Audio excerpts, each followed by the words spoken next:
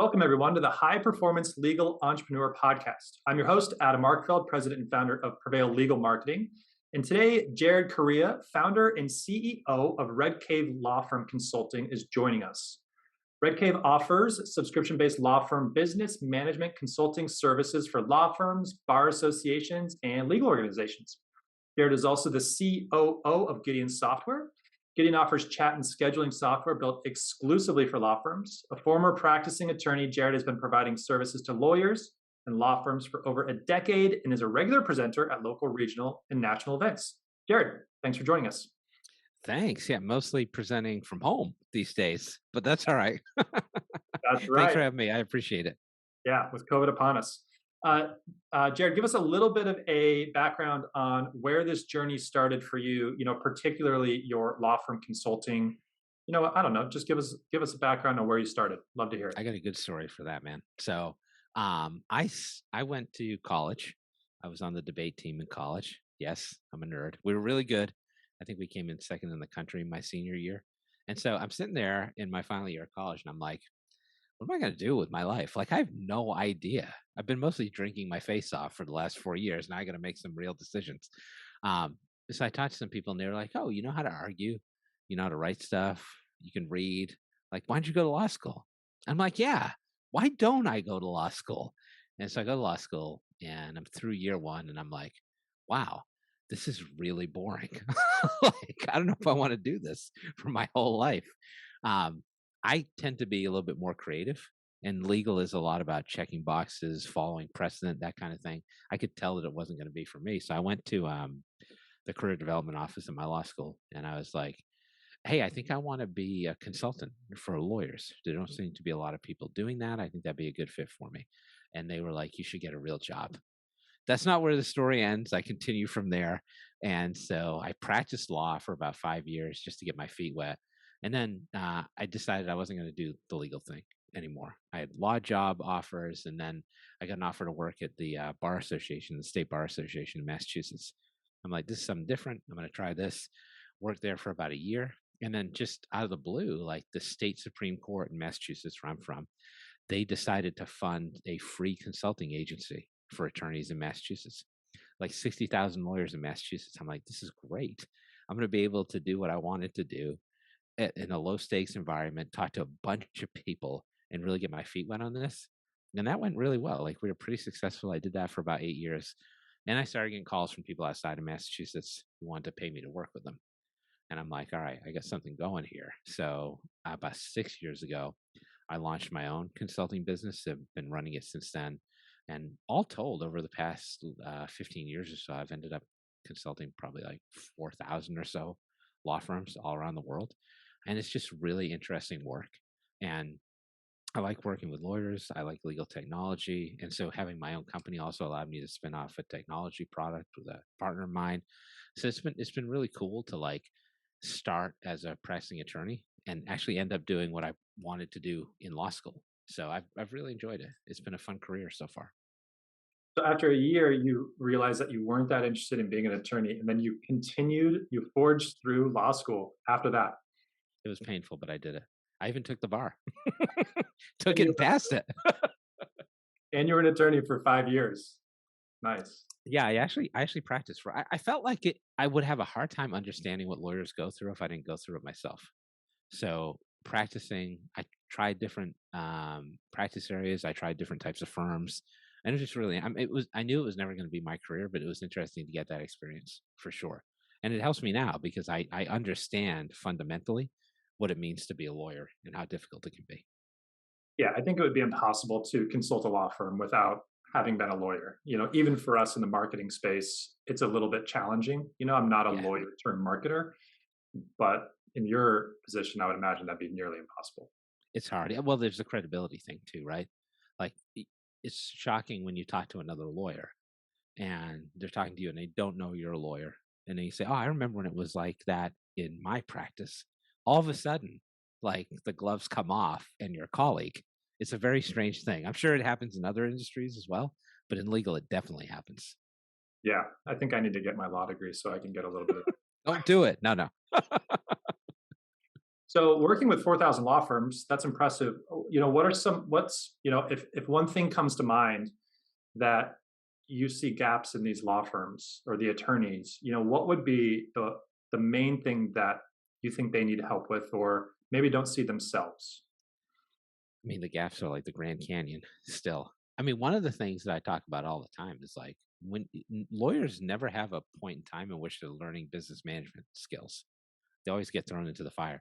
Like law schools perpetuate this myth that you get out of law school and you're going to make a lot of money, like automatically, like you snap your fingers. It is not like that at all. You got to understand how to run a business, even as an attorney. Like the bar is lower because you're competing with people who are less skilled business managers, but it's still hard to get clients. So when I talk to law firms, like the biggest gap I see is systems. No law firm runs on systems for the most part. It's just all ad hoc reactions, gut reactions, and people are just like floating along, putting out fires. To be able to be proactive, to be able to become efficient, which is really how you make your money as a law firm, you really need to have systems in place. And you go to the average law firm, documents are all over the place. Staff doesn't know what they're doing. There's no training methodology. There's no intake system of any kind. So they're losing tons of clients. I mean, you're making money, but you might as well be lighting it on fire because you're not spending it on the right things. So as a lawyer who now consults, I talk to other lawyers and I say, main thing is systems. Let's talk about what your systems are. Let's get your back office squared away first, and then let's figure out what your intake workflow is going to look like. And I've been kind of backdooring this process a lot lately. What I found that was during the pandemic, a lot of law firms, like I would say 90%, 95% of law firms market almost exclusively on referrals. And so they got to be out there shaking hands, kissing babies. That like went away immediately. And these law firms were staggering because they were all using analog processes to get clients. And so everybody was like, how do I build a digital workflow for marketing? How do I get people set up on Zoom meetings? I don't know how to do e-signature. So that was actually really helpful because as you may know, like the biggest enemy to law firms is inertia. And I often say, like, what is it going to take for your law firm to change? Like, it's a global pandemic. If you haven't changed what you're doing now, like, what are you waiting for? A massive asteroid strike? So I tell people now's the time to do this. So if you get systems in place, starting with potentially a digital intake system, if that's the pain point for you right now, systematize your whole law practice, makes you more efficient, allows you to add more revenue, and eventually your law firm as a business is more valuable. So if you want to sell it, you're now selling McDonald's versus Joe's Burger Shop. And how do you guide law firms to determine which systems they should use? I mean, I know even in the CRM space, case management, there's so Yeah. many platforms. They all have different functionality. How do you guide them through that process? Yeah, lawyers have a lot of decision fatigue, I feel like, when it comes to technology. I Yeah. can't tell you how many lawyers I talk to who are like, I Google this every now and then. I see 17 different products and I'm like, I'm out. So I'm going to keep using my Excel spreadsheet. So, especially in the case management, which you mentioned, like Rocket Matter and Clio came out 14 years ago, 13 years ago, something like that, have had significant success. And everybody's like, hey, let's build a law practice management software. Now there's like 300, 400 of those. It's impossible to choose. So when I talk to lawyers, whether or not they're active consulting clients of mine, I tell them what you need to do is figure out what the technology is supposed to do for you. So building out the workflow is so if you want to do an intake workflow, write it down on a piece of paper, put it down on a Word document, establish it, and then say, okay, these are my needs. I need this to do e-signature. I need it to send automated triggers. I need those to be behaviorally based. I need to do e-payments. I need to have a system that puts that all together. And now I got to find the system. Once you have that in place, it's a lot easier to find the system. What I tell people is like, if you have a need for technology, there's a software product out there for you. So build your system and then pick the technology. What most law firms do is they buy a technology that they have very little idea about. Maybe it does 50% of what they need, and they slog through the other 50%. So build your system first, buy the technology next. And a lot of time when I'm talking to law firms about technology purchases, I'm like, let's figure out the needs you have for this. Let's write those down. It's just like buying a house, right? So do you want a garage or do you need a garage? Do you want a pool or do you need a pool? If you set it up that way, you go through your criteria, you talk to the vendors, you see who's the best fit, and then you choose the best fit. It becomes pretty easy at that point. So, I mean, I know it's maybe counterintuitive, but I tell people ignore the technology, build the system, and then buy the technology based on the system. Yeah, that's really smart. Outlining all the requirements first and then backing into the platform. And then when you're considering the platform, you can just go to their features page. And if there's something that you need that's not there, e-signature, it probably has all of them, but you can just discredit that. You can just cross that one off the list, and then you move to the Easy to next. knock out. Yep. Yeah, it's easier to qualify, you know, filter out some of the easy ones, and then you can dig deeper. Yeah. Now, I I would suppose that if someone doesn't have systems in place, they're probably not naturally like a systems person to some degree. Yes. Right. So, with that being the case, how do you overcome that hurdle? Yeah. I mean, it's a massive mindset change for attorneys. It's same thing in other categories too, right? It's not just systems. It's like, how do I stop using paper? I love to hold paper. I love to cradle it. I love to leaf through it. It's really hard for attorneys to move off of that. And as I mentioned before, like inertia is the big thing in law firms that you have to overcome. It's very easy to continue to do what you've been doing for a long time. What do So you the way I kind of operate on this is I try to get lawyers to get easy wins, right?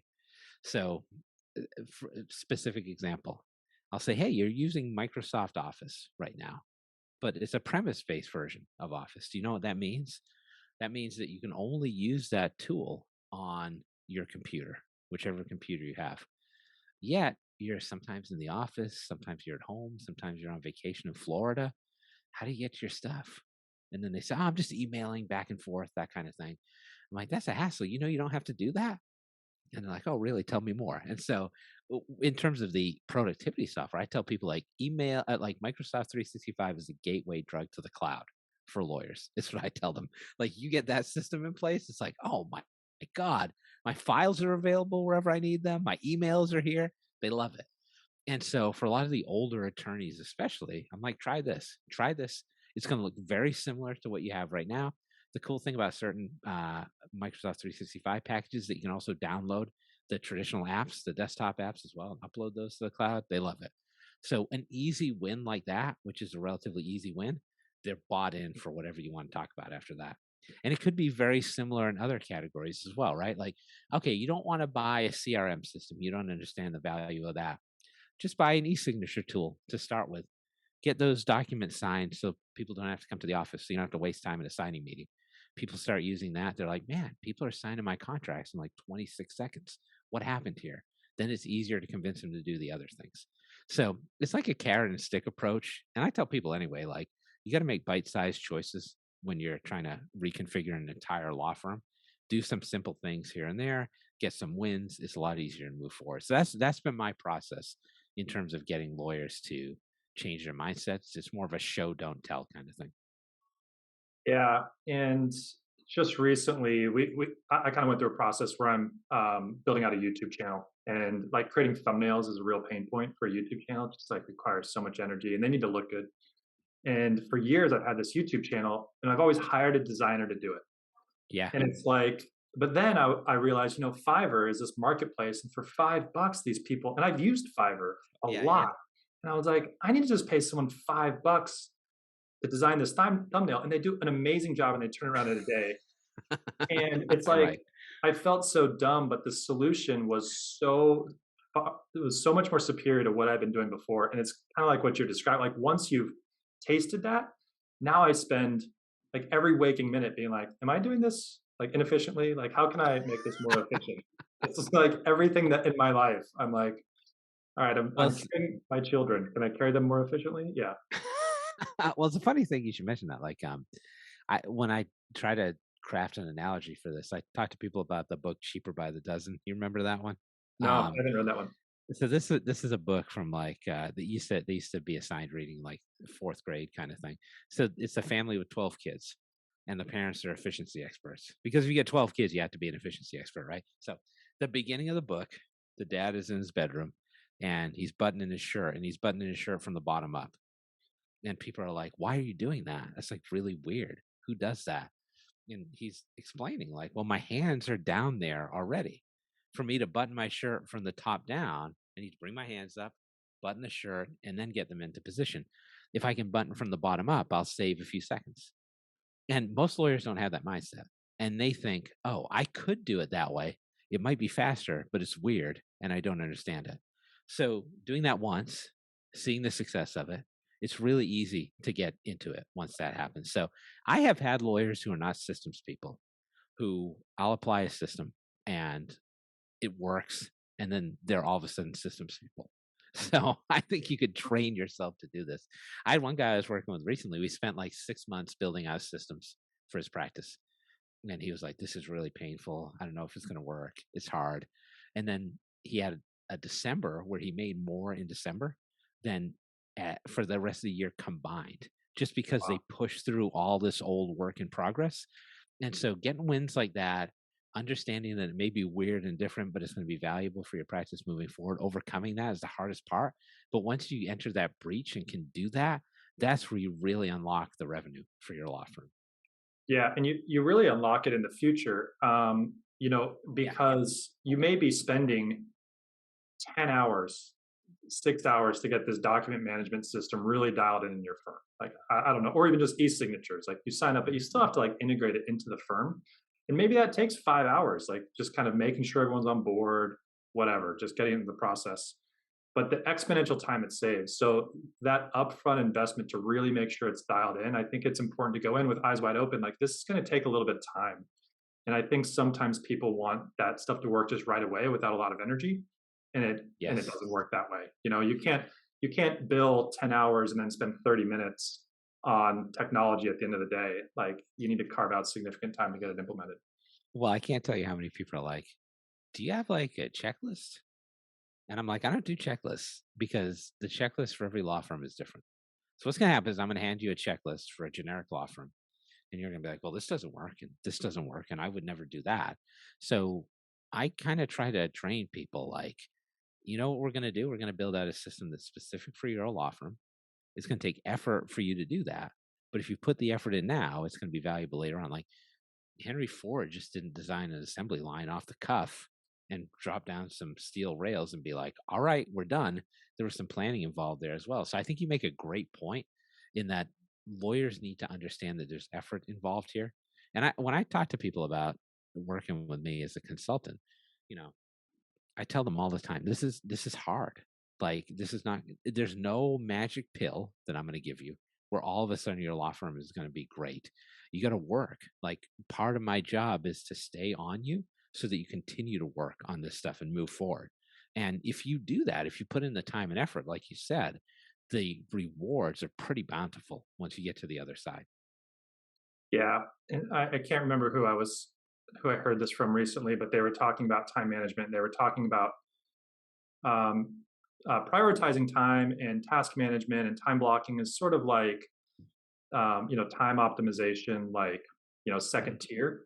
But really, implementing a process is like force multiplying time because Yes. of all of the benefit that comes in the years that follow. So prioritizing time is fine, but implementing these processes like is exponential performance years down, and they all stack on each other. And kind of when that concept like clicked in my head, I was like, why am I spending any like every time I time block something, I'm like, should this be a process? And it's really like really hit me hard. This was like a month ago, right? I've had my business for 12 years. Like it hit Right, me hard. right. Yeah.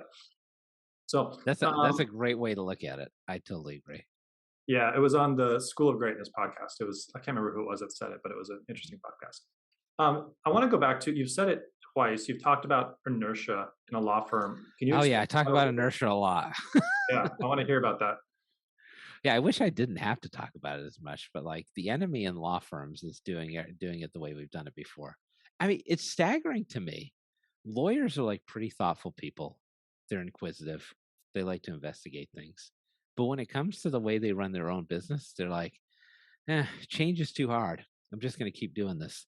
And I think part of this relates to the fact that lawyers tend to be perfectionists.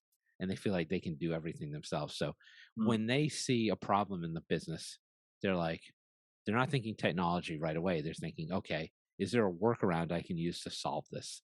Like the technology is here. They view it as like implacable, like they can't change it. So the technology is the technology. I got to work around the technology. mm, And then you build one workaround, and then you build two workarounds, and then you build three workarounds. Every law firm that does that is massively inefficient. And they just keep doing it because they don't want to change something that they don't understand and that they think is going to be a massive issue. So, a lot of what I try to do with law firms is educate them on the state of the technology, educate them on what they can do, and get out of this notion of everything's got to be a workaround. Everything should be a process, and the technology should work around you and not vice versa. But that's the big hurdle they have to overcome in terms of inertia. Like law firms will protect the status quo at all costs, and you really need to shake them up. And I will tell you frankly that like I'm no great shakes at like convincing lawyers to do things necessarily. They have to buy in on their own. And oftentimes people are calling me when their server implodes mm, or they got a quote for their premise based software that's going to be 6 times as expensive. Like people are calling me when their hair's on fire and they want to put it out. And then they're thinking like there's an overnight fix. But then this opens up all these other issues in the practice that have just been laying stagnant for years. So as an attorney, I think it's really important to challenge yourself to think about new ways to do business and to manage your practice. Because if you don't, you get into this mindset where everything stays the same. And seriously, like time goes pretty fast. You blink, it's 20 years later, and you're like, oh, my weighing computer isn't working anymore. What happened? mhm. Yeah, and what got you here won't get you there. So if they're trying to grow, then that's going to be really difficult. I'll tell you, I once had a guy who I went to his office and he opened up this closet and he's like, I gotta show you something. And I'm like, this is how I'm gonna die. But in all seriousness, like he actually had a computer in there. And it was a computer that he built himself. It was taller than me. I'm about 6 feet tall, and it was older than me. And he ran his practice on this like 30-year-old computer that he built himself. And that is lawyers in a microcosm. They would rather use what they used from day one forever and not be hassled about it so they could be in their white tower and practice law than make any changes. So that's the attitude you've got to overcome with a lot of these attorneys. Yeah. What's the process that you feel like has the biggest impact for lawyers, or the thing that's goes manual to automated? I If think there's one thing. I don't know if it's an automation necessarily as it's workflow management for a case flow. So a lot of lawyers, their cases just languish, especially if you're talking about things that go on for a long time, like personal injury claims, litigation. Like they don't touch that for a while. Those cases just sit there. There's no movement. The clients get upset. That's the problem. So for a lot of lawyers, it's mostly about let's get a workflow in place to run through these cases. And it's as simple as putting reminders and ticklers on there that, hey, no one has looked at this file in a month. Let's get somebody to touch this file, call the client, see what's going on. Let's see if there's a way we can move this forward. Just mapping out the entire case flow. And then also the other piece of this is, which is a lean law concept, is like reducing the phase time between steps. So if the idea is you can break the representation down into specific steps and remind yourself about when those steps have to occur, you can also reduce the size of those steps. And I often tell people it's like, when you're going through a drive-through at a fast food place or whatever, there's a little number that says how long it takes you to get there. And there's a reason for that because they're trying to reduce the time. It's always a gamification thing. It's always competition to get down to a lower number. And lawyers just don't think that way. I'll give you an example. I have a client who's a personal injury firm, and there's a post settlement process with personal injury. You get your settlement, and then you got all these other bills to negotiate. So, one of the things we've been working on is let's reduce the amount of time it takes to get through that post settlement process. What can you do prior to the post settlement process to make that happen? What kind of workflows can you implement after the settlement happens so you can get through that quicker? And then let's track that. Is it taking 3 months today? How can we get it down to 2 months? How can we get it down to 1 month? And if you think that way as a law firm, that is the best thing that you can do in terms of revenue because it's going to do two things. It's going to allow you to work faster into the future, so you can take on more cases and market for more cases. And also, it's going to push up all those cases you had previously that are just languishing. A lot of attorneys have a ton of work in progress just sitting there. That's revenue that they could make in the near term if they push those cases. They have no way to do it because they have no systems in place to monitor it. So utilizing workflows achieves both those things. So in the perfect scenario, you get a significant income bump to start out with. And then moving forward, you get consistently more income with less time spent over the course of however many years you want to run your practice. Great advice. I want to hear a little bit about Gideon Software. Tell me about that. Yeah. So got a lot of stuff going on. So I've been in consulting so long, I kind of understand the pain points for lawyers. And if you look at the legal tech marketplace, there are a ton of productivity softwares. We talked about that before. There's probably a metric ton of case management tools out there. There's email management tools out there. But there's two things that lawyers have to manage in their practice. One is the clients, the other is the leads. And there's scant attention paid to lead management in legal. There are very few viable legal specific CRM tools out there. There is Salesforce, there's HubSpot, but those are not built for lawyers, and those are probably prohibitively expensive for a lot of small firms. So around 2008, 2009, that's when lawyers started adopting the cloud, and they started adopting these case management tools, productivity tools largely. But then nobody really developed marketing tools for a decade.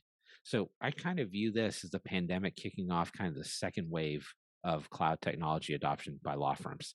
And what's the big hole in the industry? The big hole is marketing software. The big hole is lead management software. So we decided that you've got these law firms that need a digital front door for their firms. How do you intake clients effectively? How do you push them to uh, become paying clients? Like, how do you work them through that process? How do you engage them? How do you get to a next step? So what we did was we built a website chatbot tool, which can answer a series of questions, qualify clients. And then we said, well, the thing you're missing there is you don't get to drive people down to the next step. You don't get to let people make that next stage to becoming a client. Like, you make that hard for them. If somebody fills out an intake form, it just sits there. Nothing happens. Law firms largely ignore that. 64% of the time, law firms don't even answer voicemails. A third of the time, they're not picking up the phone. So if you're a legal consumer talking with a law firm, you might as well jump into a black hole because nothing happens to you. You get spaghettified, you're done. So in terms of the way we wanted to think about this, let's engage them on the website. Let's qualify them.